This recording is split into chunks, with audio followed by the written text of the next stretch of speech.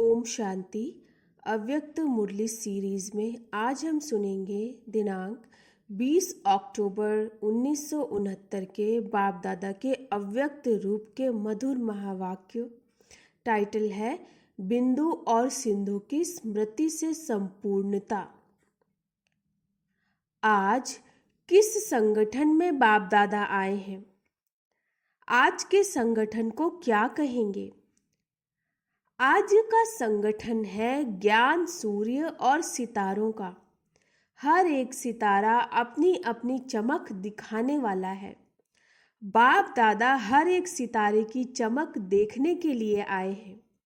आप सभी इस भट्टी में आए हो तो अपने को क्या बनाने के लिए आए हो? मालूम है भट्टी से क्या बनकर निकलना है? फरिश्ता। फरिश्ता नहीं हो? इस भट्टी में संपूर्णता का ठप्पा लगाकर निकलेंगे। अभी फरिश्ते बनने के पुरुषार्थी हो, लेकिन संपूर्णता में जो कमी है उसी कमी को इस भट्टी में स्वाहा करने के लिए आए हो। ऐसे हो ना? कमियों को दूर करने के लिए क्या बात याद रखेंगे जिससे संपूर्णता का पूरा ही छापा लगाकर जाएंगे? आज बाप दादा बहुत सहज बात सुनाते हैं। बहुत सहजते सहज यही बात याद रखना है कि मैं बिंदु हूँ और बाप भी बिंदु है, लेकिन बिंदु के साथ साथ सिंधु है। तो बिंदु और सिंधु यह बाप और बच्चे का परिचय है। दो शब्द भी अगर याद रखो तो संपूर्णता सहज आ सकती है। स्कूल में छोटे बच्चों को जब पढ़ाते हैं तो पहले पहले क्या सिखलाते हैं? पहले तो बिंदु ही लिखेंगे, फिर आगे बढ़ते हैं तो एक व अल्फ सिखलाते हैं, तो यह भी एक बिंदु। फिर आगे बढ़ते हैं तो बिंदु की याद और एक, उस एक में ही सभी बातें आ जाती हैं। एक की याद और एक रस अवस्था, एक की ही मत और एक के ही कर्तव्य में या मददगार। अगर एक एक बात ही याद रखें तो बहुत ही अपने को आगे बढ़ा सकते हैं। सिर्फ बिंदु और एक, उसके आगे विस्तार में जाने की दरकार नहीं। विस्तार में जाना है तो सिर्फ सर्विस प्रति।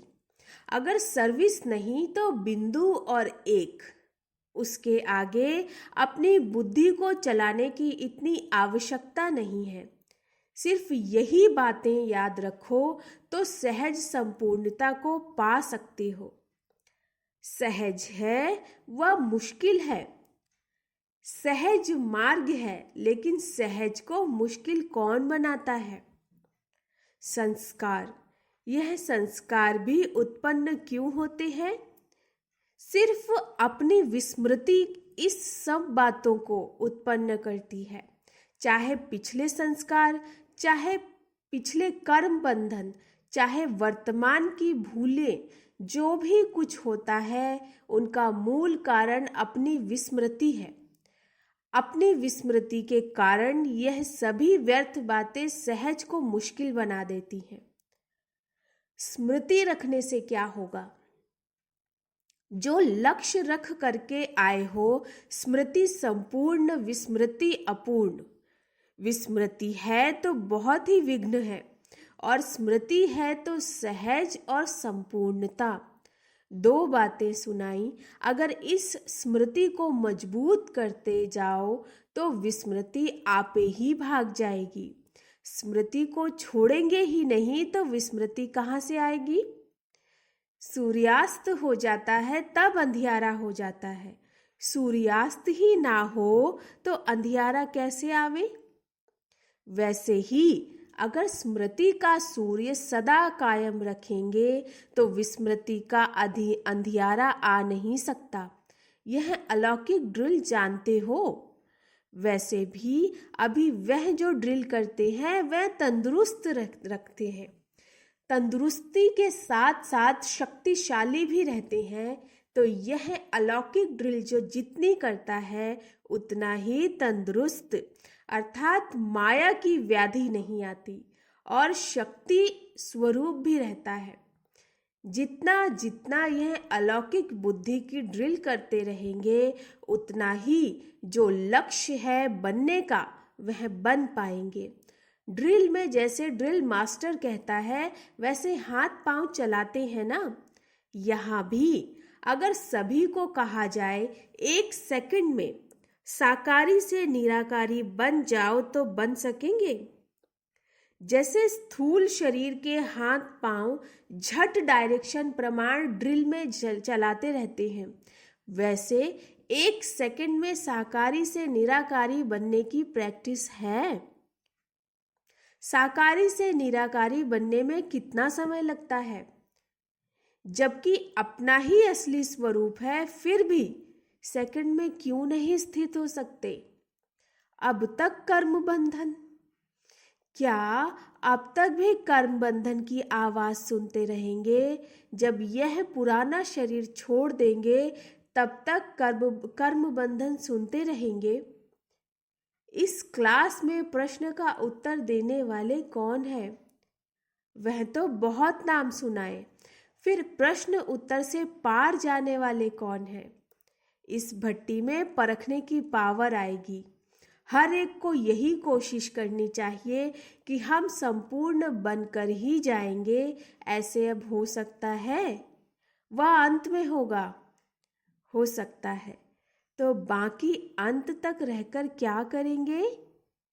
प्रजा बनाएंगे, स्वयं राजा ताजधारी बन जाएंगे और दूसरों को प्रजा बनाएंगे। आप समान भी बनाना है, प्रजा भी बनानी है, नहीं तो प्रजा बिगड़ राज्य किस पर करेंगे? तो ऐसे समझें कि इतने सभी सितारे संपूर्ण बनकर के ही जाएंगे। यही उमंग और निश्चय हर एक में होना आवश्यक है कि हम संपूर्ण बने और सर्व को बनाएंगे। यही उमंग उत्साह सदा कायम रहे तो अवश्य ही लक्ष्य की प्राप्ति हो जाएगी। तो बाप दादा को निश्चय है, ऐसे संपूर्ण ही इस यज्ञ कुंड से निकलेंगे। कुंड का यादगार देखा है? यज्ञ तो जो भी स्थान है सभी यज्ञ ही है, लेकिन फिर भी यज्ञ कुंड का महत्व होता है। वैसे भी देखा होगा गंगा और यमुना दोनों का महत्व है, लेकिन फिर भी संगम का महत्व ज्यादा है। वहां नहाना श्रेष्ठ माना जाता है। गंगा यमुना तो बहुत स्थानों पर होती है, लेकिन फिर भी विशेष संगम पर नहाने क्यों जाते हैं? उसका विशेष महत्व क्या है? संगम के महत्व को अच्छी तरह से जानते हो ना? जैसे विशेष स्थानों का विशेष महत्व होता है, इसी प्रकार मधुबन की भट्टी का भी विशेष महत्व है। इस भट्टी से संपूर्णता की सौगात बाप द्वारा मिलती है। यह मिलन का अर्थात संगम का विशेष सौभाग्य बच्चों को मिलता है। यह मिलन ही संपूर्णता की सौगात के रूप में है। इस मिलन का ही यह संगम यादगार है। तो यह मिलना ही संपूर्णता की सौगात है। भट्टी से संपूर्ण बनने का तो छाप व ठप्पा लगाकर ही जाएंगे, लेकिन उसके साथ साथ इस भट्टी में हिसाब करना भी अच्छी रीति सीखना है। कहाँ कहाँ हिसाब पूरा न करने कारण जहाँ प्लस अर्थात जमा करना है वहाँ माइनस कर देते अर्थात घटा देते, जहाँ माइनस करना है वहाँ प्लस कर लेते हैं, इसलिए स्थिति डगमग होती है। यह हिसाब भी पूरा सीखना है कि किस बात में जोड़ना है और किस बात में कट करना है। प्रवृत्ति में रहने के कारण जहाँ ना जोड़ना वहाँ भी जोड़ लेते और जहाँ काटना ना हो वहाँ भी काट लेते हैं। यह छोटा सा हिसाब बड़ी समस्या का रूप हो जाता, इसलिए यह भी पूरा पूरा सीखना है कि प्रवृत्ति में रहते हुए भी क्या तोड़ना है और क्या जोड़ना है। जोड़ना भी है तो कहाँ तक और किस रूप में। आपको भट्टी में बुलाया है तो उसका कार्य भी बताएंगे ना। कौन कौन सी पढ़ाई की सब्जेक्ट में परिपक्व होना है? एक तो अलौकिक ईश्वरीय ड्रिल की सब्जेक्ट, दूसरी यह हिसाब करना कि क्या जोड़ना घटाना। दोनों ही बातें इस भट्टी में सीखनी है। अगर इन दोनों बातों में संपूर्ण बन गए तो बाकी क्या रहेगा? संपूर्ण तो बनकर ही निकलेंगे। खुद तो बन जाएंगे लेकिन औरों को बनाने का कार्य भी बाकी रहेगा। इसी निमित्त ही जाना है। संबंध के कारण नहीं जाना, लेकिन सर्विस के निमित्त जाना। जाना भी है तो सिर्फ सर्विस के निमित्त। जहाँ भी रहो लेकिन अपने को ऐसा समझकर रहेंगे तो अवस्था न्यारी और प्यारी रहेगी। जैसे बाप दादा सर्विस के निमित्त जाते हैं ना, तो आप सभी को भी सिर्फ सर्विस के अर्थ निमित्त जाना है और सर्विस की सफलता पा करके फिर सम्मुख आना है। अव्यक्त वतन से वर्तमान समय बाप दादा हर बच्चे को कौन सा मंत्र देते हैं? गो सून कम सून, जल्दी जाओ जल्दी आओ। सर्विस प्रति जाओ और साथी बन करके जल्दी आओ, फिर जाओ। जब यहाँ गो सून कम सून होंगे तब बुद्धि द्वारा भी जल्दी होंगे। बुद्धि की ड्रिल भी गो सून कम सून है ना। वह स्थिति तब होगी जब यह स्थूल मंत्र याद रखेंगे। इस मंत्र से उस मंत्र का संबंध है। तब तो बताया यज्ञ कुंड का महत्व। यहाँ आपको सौगात के रूप में मिलती है, वहाँ पुरुषार्थ रूप में। तो यज्ञ कुंड का विशेष महत्व हुआ ना। यहाँ वरदान, वहाँ मेहनत।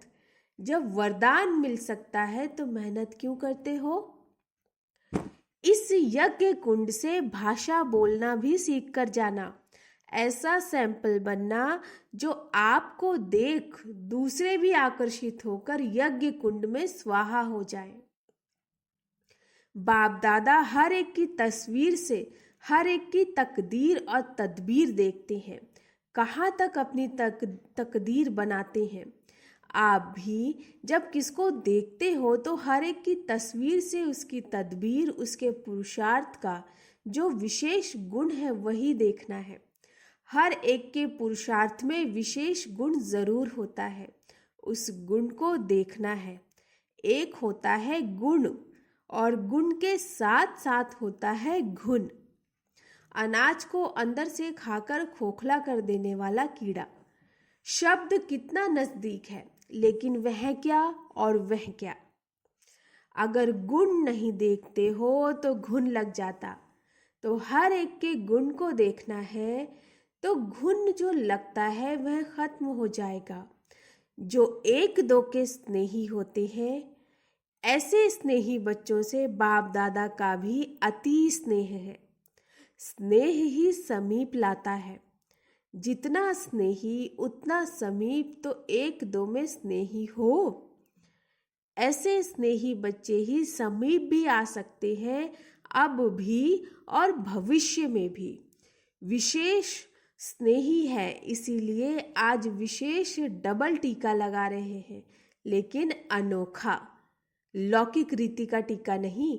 डबल टीका कौन सा है? एक तो निराकारी और दूसरा न्यारापन। यह डबल टीका हर एक के मस्तक पर अविनाशी स्थित कराने के लिए अविनाशी रूप से ही लगा रहे हैं। यह अविनाशी टीका सदा कायम रहता है। तिलक को सुहाग की निशानी कहा जाता है। इस तिलक को सदा कायम रखने की कोशिश करनी है। जितना जितना परिपक्व रहेंगे उतना पद पा सकेंगे।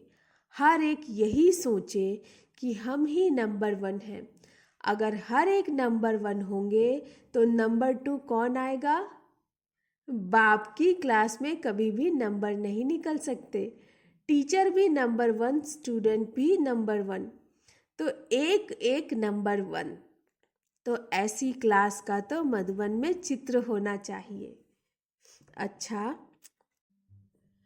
कल हम सुनेंगे माया माला का मनका बनने के लिए विजयी बनो। अच्छा, ओम शांति।